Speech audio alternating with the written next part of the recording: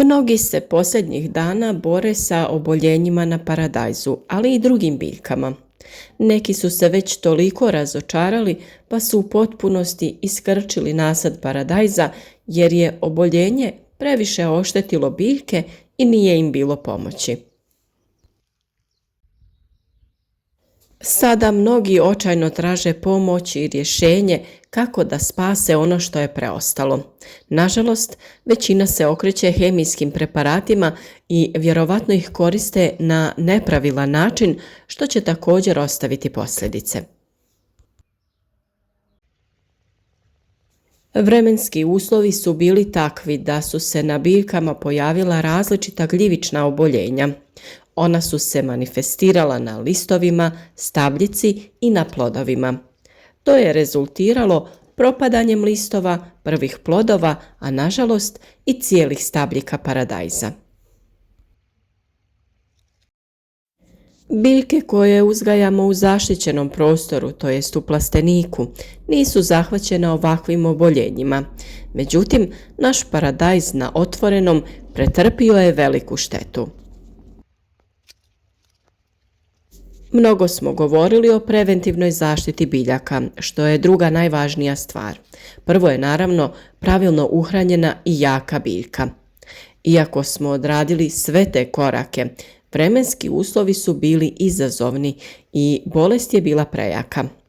U nekim godinama dovoljna je zaštita ekološkim preparatima, međutim u ovoj godini oni nisu bili dovoljni. Kod situacija koje su se sada pojavile, a to je velika zahvaćenost površine biljaka sa sporama gljivica, važno je ukloniti oboljele listove. Pored listova ukloniti ćemo i sve rodne grane na kojima se pojavilo oboljenje, gdje se vidi da su i plodovi zaraženi i propadaju.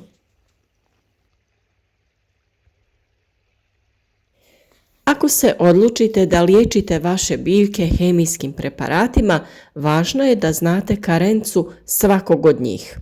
To je onaj period nakon tretmana u kojem se biljka ili njeni plodovi ne smiju konzumirati.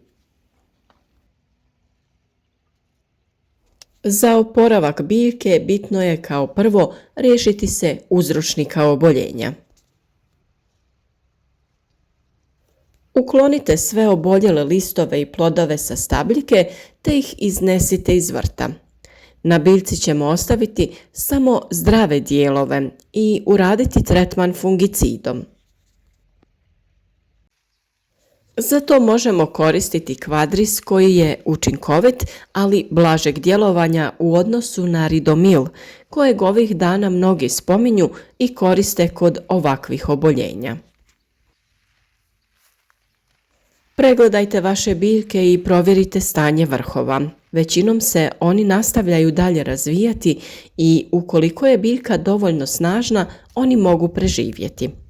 Ukoliko je biljka i pri vrhu zaražena, pronađite dio gdje je ona najzdravija, a ostatak odrežite. Ono što je u tom slučaju važno jeste da na tom dijelu koji ste ostavili imate zdrav zaperak koji će se dalje razvijati.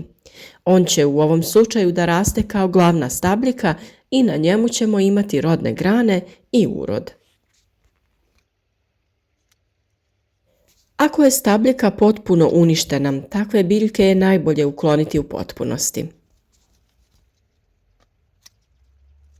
Vrlo je važno da nakon što odradite uklanjanje zaraženih dijelova, sve to pokupite i iznesete iz vrta. Nikako ne stavljajte u kompost.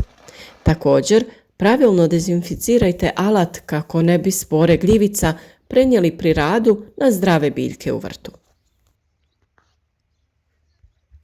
Nakon tretmana fungicidom, razvoj bolesti bi trebao biti zaustavljen, te ćemo se okrenuti oporavku naših biljaka. Ključni korak za oporavak ovakvih biljaka je hranjivo. Biljke je potrebno prihraniti zalijevanjem, ali i folijarno, to jest preko lista. Kao prvo biljke treba zaliti sa hranjivom sa većim sadržajem fosfora. Mi smo u ovom slučaju koristili Vital Power FOS. To je tečno organomineralno hranjivo koje, pored fosfora, sadrži i dodatne elemente koji biljku stimuliraju. Osigurava se bolje ukorjenjavanje i brz početni rast, što nam je jako bitno u ovoj situaciji. Ovo hranjivo smo primijenili na način da smo rastvorili 20 ml na 10 litara vode i sa tim obilno zalili biljke. Zalijevanje biljaka najbolje je odraditi rano ujutro ili predvečer kada nisu previsoke temperature. Važno je pri tome također koristiti odstajalu vodu ili kišnicu, nikako hladnu vodu koja bi oštetila korijen. A zalijevanje ovim hranjivom ponoviti ćemo nakon 5 dana. Na ovaj način biljci će se oporaviti dijelovi biljke koji kroz nju provode hranjiva. Pored toga biljku ćemo prihraniti i folijarno, a za tu namjenu, a naročito u ovoj situaciji, koristiti ćemo aminokiseline. One su vrlo važne kod oporavka biljaka u stresnim situacijama.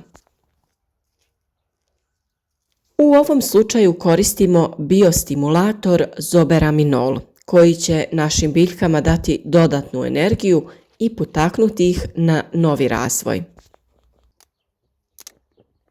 On sadrži korisne aminokiseline te osigurava potrebne makronutrijente za razvoj biljaka i njihovu pravilnu stimulaciju. Koristimo ga tako što ćemo rastvoriti 20 ml ovog tečnog hranjiva na 10 litara vode. Sa tako pripremljenim hranjivom obilno poprskajte vaše biljke preko listova, to jest preko cijele stabljike. Za još bolji i učinkovitiji oporavak biljaka odradili smo poseban tretman sa sredstvom Vital Power Copper. To je jedinstvena i inovativna formulacija na bazi bakra i antioksidanasa prirodnog porijekla koji poboljšavaju apsorpciju i sustavno djelovanje bakra. Koristi se kao izvor bakra u trenucima kada usjev mora pojačati disanje i fotosintezu kako bi se povećao njegov razvoj i kako bi se potaknuli različiti mehanizmi prirodne samoobrane biljke. Ovo tečno hranjivo koristi se na način da se 20 ml doda u 10 litara vode, te sa tim hranjivom također obilno poprskaju biljke. Nakon što smo odradili sve ove korake, primjetan je napredak i oporavak biljaka. Listovi imaju lijepu zelenu boju i dalje se nesmetano razvijaju. Vjerujemo da se određene biljke mogu još uvijek spasiti, pa ukoliko nije previše loše stanje, svakako probajte na ovaj način da oporavite biljke u vašem vrtu. Ovakvu prihranu možete da koristite kroz cijelu sezonu uzgoja na svim biljkama u vašem vrtu. Pokušajte pronaći ova ili slična hranjiva i pomozite vašim biljkama.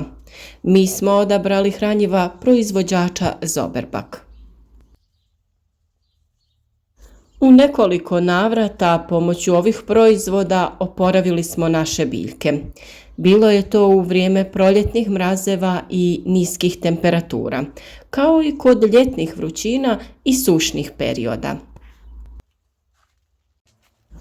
Odlično su se pokazala kod profesionalnog plantažnog uzgoja raznih kultura za ostvarivanje većih i kvalitetnijih prinosa.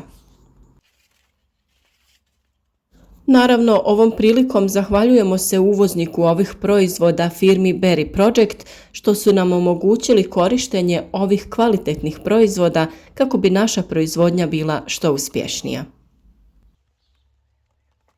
Za još savjeta o tome kako uzgojiti kvalitetne biljke, ostvariti velike prinose, zapratite naš kanal jer tamo nudimo bezbroj savjeta o uzgoju različitog povrća, voća i ostalih biljaka. Saznajte kakvi su uslovi, kakva prihrana potrebni određenoj vrsti biljaka kako bi joj pružili baš ono što je njoj potrebno. Vjerujemo da ćete odgovore na sva vaša pitanja pronaći u nekom od naših videa.